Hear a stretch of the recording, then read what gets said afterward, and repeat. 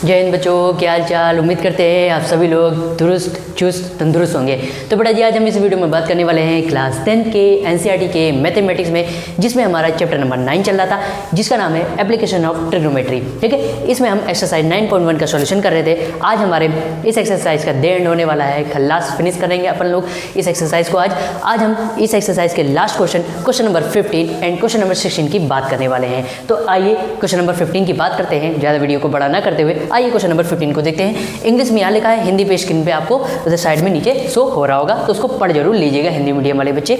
अब आइए ध्यान से देखिएगा, क्वेश्चन नंबर 15 क्या कहता है। अ स्ट्रेट हाईवे, एक सीधा सरल रेखा हाईवे, एक सीधा हाईवे है, leads to the foot of the tower. ठीक है, जो कि एक टावर है, जो एक हाईवे है। जैसे मान लीजिए ये हाईवे है, ये वाला मार्कर हाईवे है, और ये एक स्ट्रेट ये टावर है, और ये हाईवे जो सीधा हाईवे टावर की ओर जा रहा है। A man standing at the top of the tower, और एक आदमी जो है वो इस टावर के टॉप पर, यानी शिखर पर, ये टावर है तो ये इसका टॉप होता है, ये शिखर होता है, इस पर खड़ा हुआ है।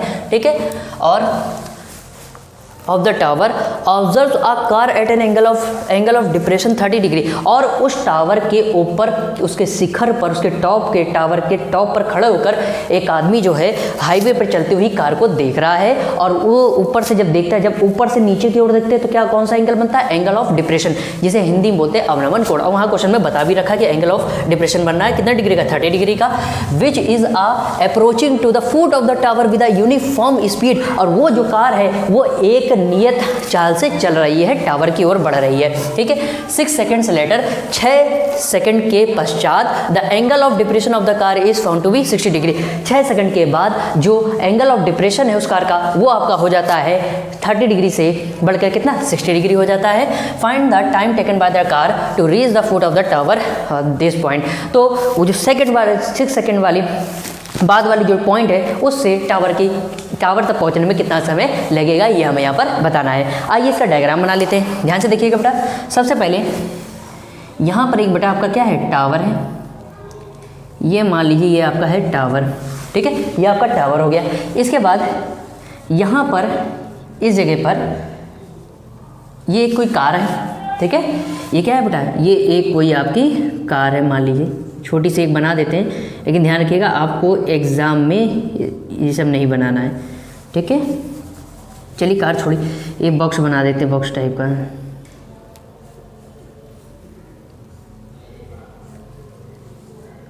ठीक, ये कोई कार है, तो ये इस पॉइंट पे ये हाईवे है, ये क्या है आपका हाईवे, तो ये कार है, और ये आपका टावर है, ये आपका टावर है। टावर के शिखर पर, टॉप पर, यहाँ पर कोई एक आदमी खड़ा है, और इस कार को क्या कर रहा है, देख रहा है बेटा, टॉप से इस कार को देख रहा है। अगर मान लीजिए ये सामने देखेगा बेटा, तो ये क्या होगा, एक हॉरिजॉन्टल लाइन है। ठीक, और जब ये सामने इधर देख रहा है, ठीक है, ये क्या कर रहा है बेटा, देख रहा है, जब ये ऊपर से नीचे की किसी कार को देख रहा है, तो इसका एंगल ऑफ डिप्रेशन, अवनमन कोण 30 अंश का होता है बेटा। ठीक, अब 6 सेकंड के पश्चात, ठीक है, कितने बाद, 6 सेकंड, आफ्टर 6 सेकंड, अब यहाँ पर चलिए, ये कितने, ये हो गई आपका 6 सेकंड। 6 सेकंड के बाद ये कार यहाँ आ जाती है। ठीक है, 6 सेकंड के बाद यहाँ चली, यहाँ से चलने के बाद इस पॉइंट पे आई 6 सेकंड के बाद, तो यहाँ से फिर से वो आदमी इस कार को फिर से एक बार देखता है, और इस बार जो एंगल है, वो एंगल ऑफ डिप्रेशन जो बनता है वो है आपका 60 डिग्री है। ये पूरा कितना है, 60 डिग्री है, 60 अंश का है। तो यहाँ से इस पॉइंट से इस टावर के पाद बिंदु के फुट ऑफ द टावर तक पहुंचने में कितना टाइम लगेगा, ये डिस्टेंस आपको, ये आपका यहाँ तक, इस पॉइंट से इस पॉइंट तक पहुंचने में कितना टाइम लगेगा। आइए इसको नाम देते हैं, इसको नाम हमने दे दिया A, B, C and this is D। उम्मीद करते हैं क्वेश्चन आपको समझ में आ गया होगा। ठीक है, अब आइए ध्यान से देखिएगा बेटा, अब क्या है, ध्यान से देखिए। हमने आपको बताया था क्लास 9th में आपने पढ़ा है कि जेड वाली एंगल, जिसे हिंदी में बोलते हैं एकांतर अंतःकोण, और इंग्लिश में बोलते हैं अल्टरनेट इंटीरियर एंगल। ठीक है, अगर एक एंगल, ठीक है, ये मान लीजिए अगर 30 डिग्री है, तो इसका इधर वाला भी एंगल कितना होगा, 30 डिग्री। जेड वाले एंगल कैसे होते हैं, इक्वल होते हैं। तो बेटा ध्यान से देखिएगा, ये और ये, अगर ये 30 डिग्री है तो ये भी कितना हो जाएगा बेटा, ये हो जाएगा आपका 30 डिग्री। अगर ये 60 डिग्री है, देखिए 60 डिग्री वाला भी जेड वाला एंगल बना रहा है, तो ये भी कितना हो जाएगा 60 डिग्री, और ये आपका 90 अंश का है। समकोण, ठीक है। उम्मीद करते हैं आपको समझ में आ गया होगा। तो यहाँ इस पॉइंट सी से इस पाद बिंदु, टावर के पाद बिंदु यानी फुट ऑफ द टावर, यहाँ तक पहुँचने में कितना टाइम लगेगा ये हमें यहाँ पर बताना है। उम्मीद करते हैं क्वेश्चन आपको समझ में आ गया होगा। अब आइए ध्यान से देखिएगा, इसका सॉल्यूशन करते हैं। तो बाकायदा आपको क्या लिख लेना है, इसकी इन्फॉर्मेशन लिख लेना, जो गिवन है, जो क्वेश्चन में गिवन है, 2 एंगल दिए हैं, कौन सा एंगल, डिप्रेशन एंगल ऑफ अवनमन कोण, ठीक है, ये टाइम दिया है, ये आपको यहाँ पर लिख लेना है। और ध्यान रखिएगा एग्जाम में ये आपको कार नहीं बनानी है, ठीक है, ध्यान रखिएगा। नॉर्मली डायग्राम बनाना, कार नहीं बनानी। कार आपको समझाने के लिए मैंने बनाई थी, इसको हटा देते हैं, ठीक है। बहुत से बच्चे क्या कर लेंगे, बना लेंगे। कुछ बच्चे जीनियस होते हैं ना, ठीक है, आप जीनियस नहीं, आप अच्छे बच्चे, ठीक है, आप जीनियस भी हैं, हो सकते हैं, ठीक है। आइए अब ध्यान से देखिएगा। तो चलिए भाई करना है, सॉल्व करते हैं। अब यहाँ पर देखिए 2 ट्रायंगल बन रहे हैं, 2 त्रिभुज बन रहे हैं। एक है ABC और दूसरा है, जिसका एंगल है 60 डिग्री और दूसरा है ABD, और जिसका एंगल है वो है 30 डिग्री का, ठीक है। आइए हम इसको सॉल्व करते हैं। अब आइए ध्यान से देखिएगा, सबसे पहले हमने छोटा वाला ले लिया, ठीक, ये ABC वाला 60 डिग्री वाला लेते हैं, इसको सॉल्व करते हैं। तो आइए हमने सबसे पहले लिया बेटा इन ट्रायंगल ABC, त्रिभुज ABC में। अब ध्यान से देखिएगा बेटा, त्रिभुज ABC की बात कर रहे हैं, ठीक है। तो ये क्या होता है, ये आपका परपेंडिकुलर होता है और ये क्या होता है बेटा, बेस होता है। This is perpendicular and this is base, यानी कि ये हो गया आपका लंब, AB हो गया आपका लंब, ये हो गया आपका परपेंडिकुलर, और BC हो गया आपका आधार, यानी ये हो गया बेस। तो परपेंडिकुलर और बेस कौन सा ट्रिग्नोमेट्रिक रेशियो देता है, ये tan और cot देता है। तो चाहे तो आप tan यूज़ करिए और चाहे तो आप cot यूज़ कर लीजिए, दोनों ही से आंसर आपका सही आने वाला है। तो हम यहाँ पर tan यूज़ करने वाले हैं। तो देखिए बेटा tan थीटा बराबर होता है perpendicular upon base, there implies that, ये देयर इम्प्लाइज दैट का साइन है।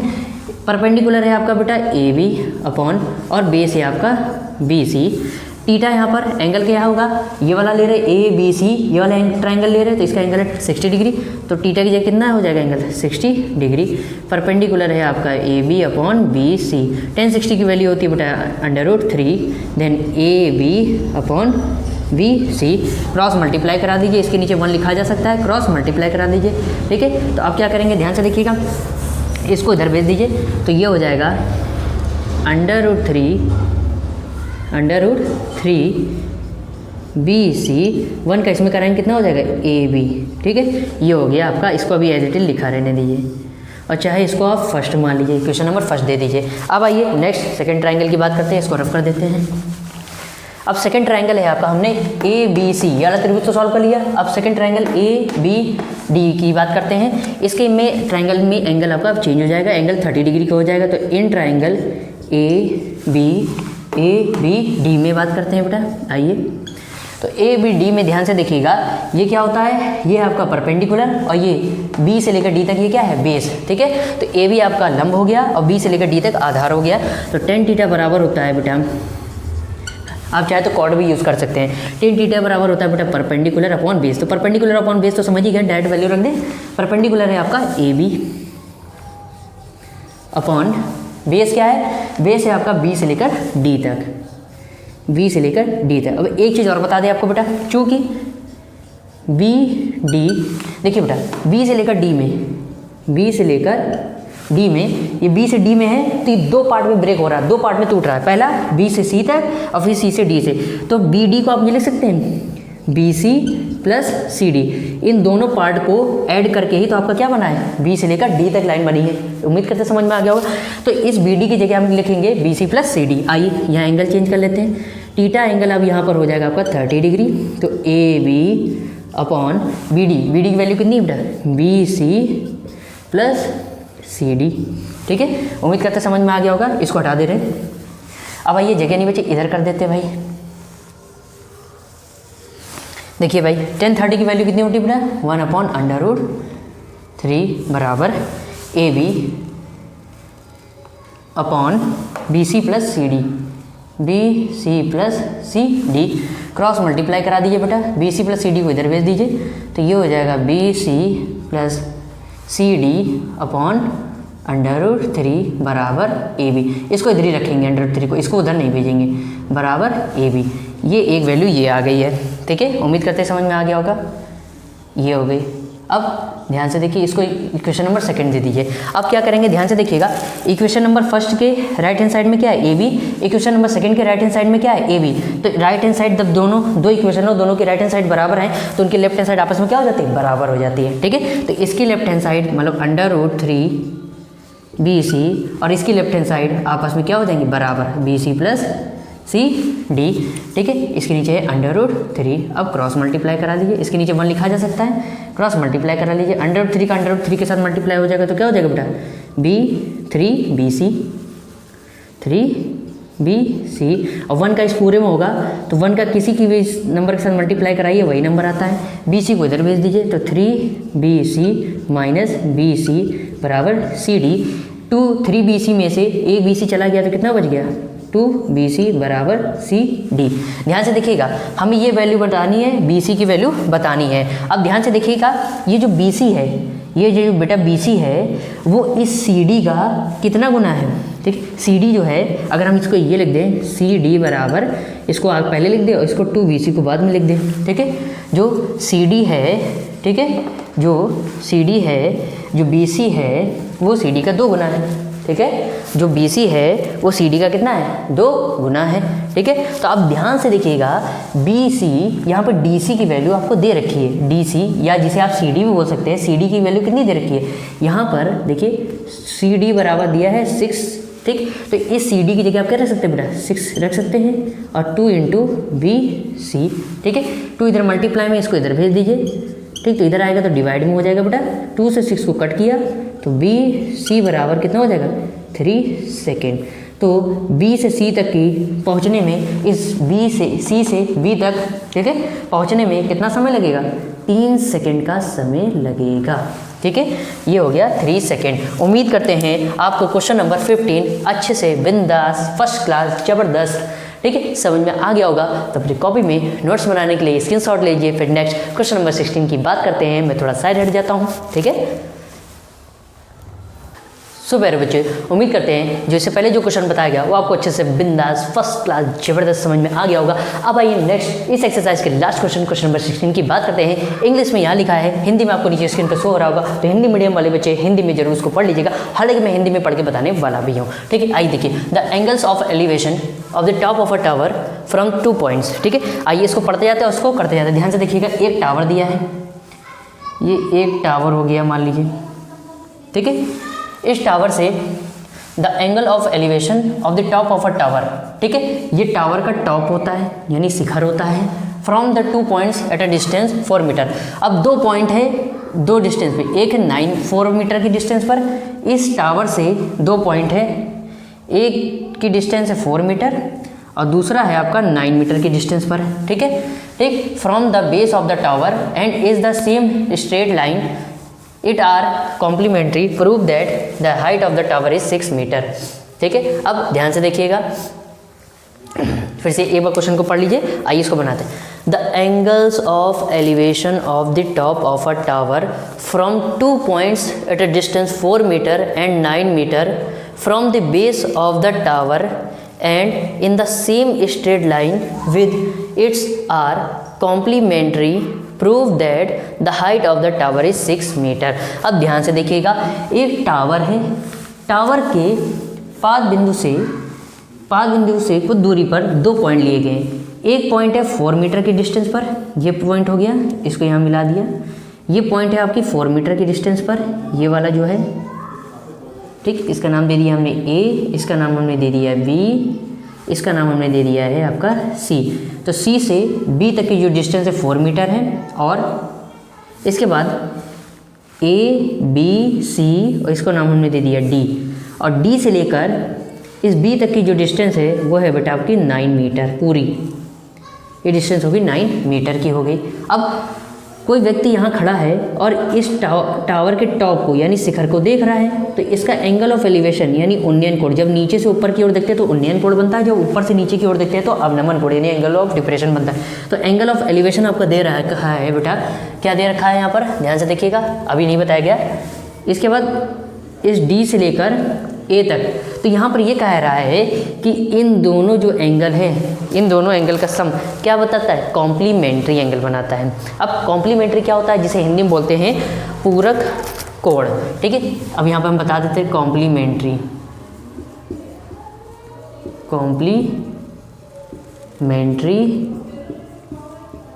एंगल्स, जिसे हिंदी में बोलते हैं पूरक कोण। ये क्या होता है, ऐसे दो एंगल जिनको अगर जोड़ा जाए और जोड़ने पर उनका सम, उनका योग 90 आता है तो उसे कॉम्प्लीमेंट्री एंगल बोलते हैं। जैसे मान लीजिए हमने एग्जांपल के लिए छोटा सा एग्जांपल ले लेते हैं कि हमने ले लिया है 45 डिग्री प्लस 45 डिग्री, दो एंगल ले लिए, पहला 45 डिग्री और दूसरा भी एंगल 45 डिग्री है, दोनों एंगल 45 डिग्री के, और इनको सम किया कितना है 90 डिग्री। तो ये कैसा बोला जाएगा, कॉम्प्लीमेंट्री एंगल। तो वहाँ यही कहा जा रहा है कि ये दो एंगल जो है और इनका जोड़ा जाए, ठीक है, इनको अगर जोड़ा जाए तो वो, अगर ये दोनों एंगल ऐसे लीजिए कि अगर इन दोनों को जोड़ दिया जाए तो वो कैसा होना चाहिए, कॉम्प्लीमेंट्री एंगल आना चाहिए। मतलब उन दोनों को अगर जोड़ा जाए तो कैसा होना चाहिए, आपका 90 डिग्री का एंगल बनना चाहिए। ध्यान से देखिए, अगर क्यों ना इस एंगल को हमने थीटा ले लें और इस एंगल को हम ले लें 90 माइनस थीटा। ध्यान से देखिए, और इनको ऐड कर दीजिए तो 90 minus theta angle plus theta angle, पहला एंगल ये हो गया 90 माइनस थीटा, दूसरा ये हो गया, ठीक। तो अब इसको ब्रैकेट को ओपन कर लीजिए, तो ध्यान से देखिएगा, ये माइनस का थीटा ये प्लस का थीटा कैंसिल हो जाएगा, तो कितना बचा 90 डिग्री। आंसर क्या है 90 डिग्री। और 90 डिग्री, जब दो एंगल का सम 90 डिग्री आ जाता है तो वो कैसा होता है, कॉम्प्लीमेंट्री एंगल, जिसे हिंदी बोलते हैं पूरा कोण होता है। तो यानी कि जो एंगल हमने लिया, पहला थीटा लिया, दूसरा 90 माइनस थीटा लिया, ये कैसा हो गया, सही हो गया। उम्मीद करते समझ में आ गया होगा, ठीक। अब आप कह रहे होगे यहाँ 90 माइनस क्यों लिया, यहाँ क्यों नहीं लिया। तो ध्यान से देखिएगा, यहाँ पर क्या है, ये एंगल बड़ा होता है, फिर जैसे जैसे आगे बढ़ता जाएगा एंगल कैसा होता जाएगा, और छोटा होता जाएगा। तो छोटा दिखाने के लिए क्या कर दिया, 90 में से थीटा को माइनस कर दिया। इसका मतलब है 90 से कोई छोटा होगा और यहाँ पर कोई थीटा एंगल होगा। ये चीज़ समझ में आ गई, ये चीज़ कोई दिक्कत यहाँ पर, ठीक। तो इसको हम यहाँ पर हटा देते हैं, ठीक है बेटा।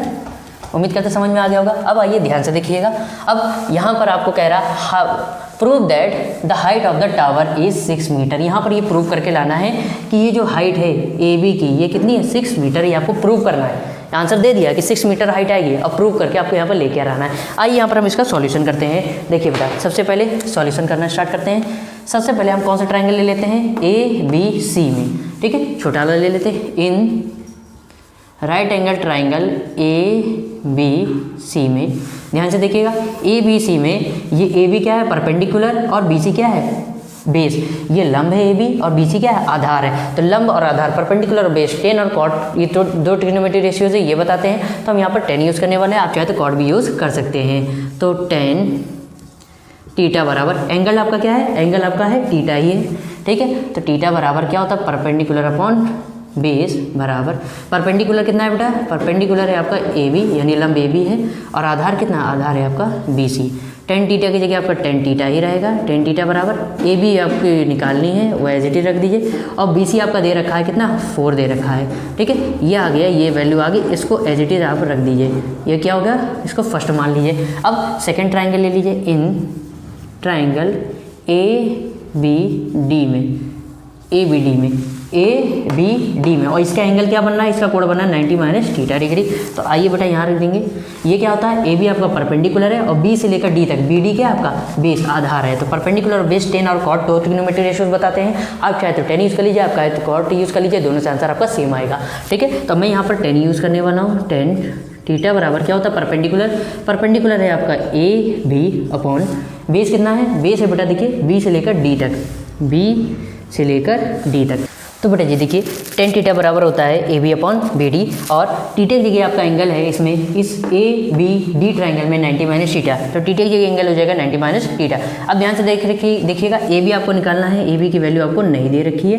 बी डी, बी से लेकर डी तक, तो देखिए बी डी ये डिस्टेंस कितनी दे रखी है, ये आपकी दे रखी है 9 मीटर। तो बी डी की जगह कितना हो जाएगा 9। 10 90 माइनस थीटा क्या होता है, ये आपने क्वाड्रेटिक चतुर्थांश में पढ़ा होगा कि 10 90 माइनस थीटा बराबर होता है कॉट थीटा, आपके सर ने बताया होगा, आपको कोचिंग सब वाले सर ने जरूर बताया होगा। तो ध्यान से देखिएगा, ये क्या होता है कॉट थीटा, अगर कोचिंग पढ़ते होंगे तो, ठीक है। तो ए बी बराबर 1/9 ये हो गया। अब क्यों, अगर ध्यान से देखिएगा, हम इसको कॉट को 10 में लिख सकते हैं, जो कि आपको पता है कॉट थीटा बराबर किससे बनता है, 1/10 थीटा। तो हम क्यों ना इसको ये लिख सकते हैं 1/10 थीटा बराबर ए बी अपॉन 9, तो इसको पलट दीजिए तो ये 10 थीटा हो जाएगा, तो ए बी पलट जाएगा तो 9 अपॉन ए बी हो जाएगा ये आपका, ठीक। इसको हमने नाम दे दिया सेकेंड, ठीक है। ध्यान से देखिएगा, ये सेकेंड हो गया। अब क्या करेंगे, ध्यान से देखिएगा, यहाँ पे थोड़ी सी जगह करते हैं और सॉल्व करते हैं। आइए भाई, सॉल्विंग, या ये कह सकते हैं बाय फर्स्ट एंड सेकेंड, समीकरण 1 और 2 से। तो ध्यान से देखिएगा, इस इक्वेशन फर्स्ट में इसका लेफ्ट हैंड साइड क्या है 10 थीटा, और सेकंड में क्या है 10 थीटा। तो जब दो इक्वेशन और दोनों के right hand side left hand side बराबर हैं, तो उनके राइट हैंड साइड आपस में कैसे होते हैं, बराबर होते हैं। तो इसका राइट हैंड साइड क्या है, ए बी अपॉन 4 बराबर हो जाएगा इसके राइट हैंड साइड के, सेकंड इक्वेशन के राइट हैंड साइड के 9 upon A B, 9 upon A B के क्या हो जाएगा, बराबर। अब क्या कराते हैं, एक ही चारा बेचारा, क्या क्रॉस मल्टीप्लाई, तो ए बी का ए बी के साथ हो जाएगा तो क्या हो जाएगा, ए बी का होल स्क्वायर, 4 का 9 के साथ मल्टीप्लाई हो जाएगा तो 36। इसके ऊपर से बेटा क्या लगेगा, इसके ऊपर से स्क्वायर हटेगा तो इधर क्या लग जाएगा, प्लस माइनस, इसके ऊपर लग जाएगा अंडर रूट, और 36 का अंडर रूट क्या होता है बेटा, 6 मीटर। अब ध्यान से देखिएगा, ए बी तो आ गया, यहाँ दो वैल्यू आई, एक है प्लस में एक माइनस में। कभी भी डायमेंशन यानी लेंथ, ब्रेथ और ये हाइट आपकी निगेटिव में नहीं होती है, तो यहाँ पे हमेशा कौन सी लेंगे, प्लस वाली लेंगे। तो ए बी बराबर कितना हो जाएगा, 6 मीटर, ठीक है। प्लस ना दिखाइए तभी कोई इसमें फ़र्क नहीं पड़ेगा, वो अंडरस्टूड रहता है। तो ए बी, ये हाइट कितनी आ गई आपकी, टावर की हाइट आ गई ए बी बराबर 6 मीटर। तो यहाँ पर आप लिख दीजिएगा, hence the height of the tower is 6 metre, और लास्ट में क्या लिखेंगे, हेंस प्रूव्ड, क्योंकि ये प्रूविंग वाला क्वेश्चन है, तो ये लिख दीजिएगा हेंस प्रूव्ड। उम्मीद करते हैं क्वेश्चन नंबर 16 बिंदास फर्स्ट क्लास जबरदस्त आपको समझ में आ गया होगा, ठीक है। तो वीडियो को लाइक करना तो बनता ही है ना, कर दिया करिए कभी कदार, ठीक है, हमको भी मोटिवेशन मिलता रहता है। कमेंट भी कर दिया करिए, इससे हमें मोटिवेशन मिलता है कि वीडियो आपके लिए और आगे से बनाए, ठीक है। तो आप अपनी कॉपी में वही सेल्फी ले लो, ठीक है। तो अपनी कॉपी में नोट्स बनाने के लिए स्क्रीनशॉट ले लीजिए, फिर आगे बात करते हैं। सो प्यारे बच्चों, उम्मीद करते हैं आप सभी लोगों को जो एक्सरसाइज 9.1 के लास्ट क्वेश्चन कराया गया है, क्वेश्चन नंबर 15 और क्वेश्चन नंबर 16, वो आपको बिंदास फर्स्ट क्लास जबरदस्त समझ में आ गए होंगे, ठीक है। अब मुलाकात होगी नेक्स्ट वीडियो में। हालांकि इस चैप्टर का आज समाप्त होता है, ये टॉपिक की समाप्ति होती है। अब नेक्स्ट वीडियो में मिलेंगे एक नए टॉपिक के साथ, एक नई एनर्जी के साथ, ठीक है। उम्मीद करते हैं आप एग्ज़ाम भी नज़दीक आ रहे हैं, तो जम के लग जाइए बेटा जी। 2 महीने या 1.5 महीने जो भी आपके पास हैं, ठीक है, इनमें 1.5 महीने यही वक्त है कि आपको अच्छे से मेहनत करने का। 2 महीने के बाद जो आपका वक्त आएगा वो आपका होगा। बस ये 2 महीने मेहनत कर लीजिए, फिर 2 महीने के बाद जब रिजल्ट का दिन होगा, पहला दिन, उस दिन आपके चेहरे पे मुस्कुराहट होगी, आपके मम्मी पापा के चेहरे पर भी मुस्कुराहट होगी। So thank you so much for watching this video. मुलाकात होगी नेक्स्ट वीडियो में एक नए टॉपिक के साथ, फुल एनर्जी के साथ मिलने के आएंगे। तब तक के लिए जय हिंद।